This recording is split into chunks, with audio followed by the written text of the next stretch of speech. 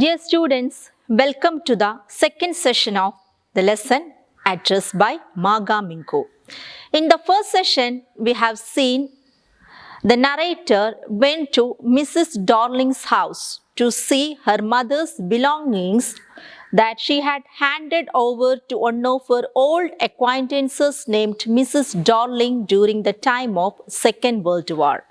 And Mrs. Darling promised to give it back once the war ends. But when the narrator went there, she pretended that she could not recognize her and she was not ready to talk with the narrator. And the narrator was fully confident that she had gone to the correct address, and the lady recognized her, but she pretended that she could not recognize the narrator. That means she did not want to return all the belongings to the narrator. So here the narrator decided to pay a visit to the house second time. So here we will see what happens when she went to Mrs. Darling's house for a second time. What happens there? Whether Mrs. Darling recognize her or not, whether she get her belongings back or not. So all the things we will know in this second session. The narrator followed Mrs. Darling's daughter. She entered into the house and she opened the door of the living room and both of them went inside. And inside the drawing room, she could find a lot of things that were very shabbily arranged. And she could easily recognize all the things that was taken by Mrs. Darling from their house. And everything was arranged in a tasteless way. Because of the ugly furniture and the muggy smell that hung there, she could know that she was not taking care of any of the things that she had taken from their home years back. And another one, when the girl moved a chair and she sat down and stared at the woolen tablecloth. On seeing the woolen tablecloth also, the narrator came to know that it was the same one that she had taken from her home, because she could easily identify the lines of the pattern, and on the edge a burn mark was there. And on seeing the lines of the pattern and the burn mark on the edge of the cloth, she could identify the tablecloths. And next, the girl invited her for a tea.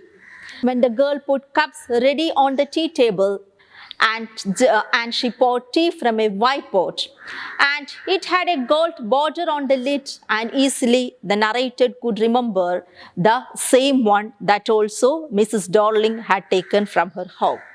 She opened a box and took some spoons out. And on seeing it, the narrator replied it was a nice box, because she easily identified that it was the same box that was also taken from her home. And the narrator's mother replied that my mother kept it very safe and secure, because she always told that it was an antique piece. Then again the narrator looked at the still life over the tea table. Here the still life refers to all the forks, spoons, knives, everything that was neatly arranged on the table. And she remembers how as a child she had fancied the apple on the pewter plate. Pewter plate refers to the plate made of zinc.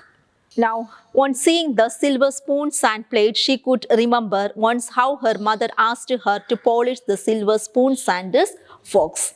Asked her which silver she meant, and replied that it was the spoons, fork and knives, of course, and that was the strange thing. I did not know the cutlery we ate of every day was silver.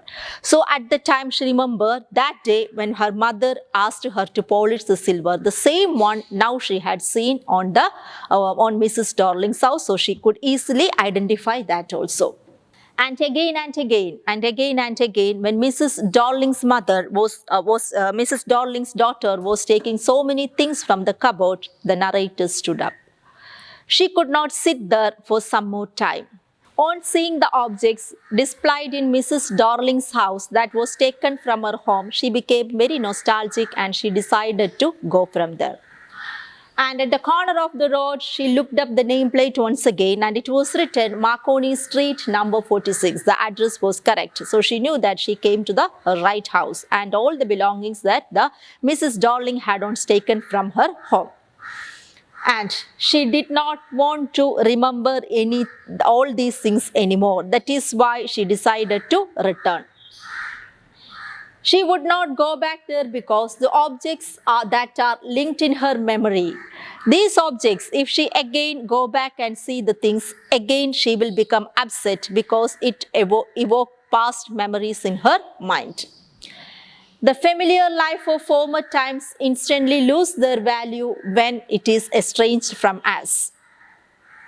And what should she have done with them in a small? And again she was thinking, why, if I was taking everything back, if I demanded everything from Mrs. Darling also, how should I keep it very carefully and very neatly, because now she was living in a small rented room.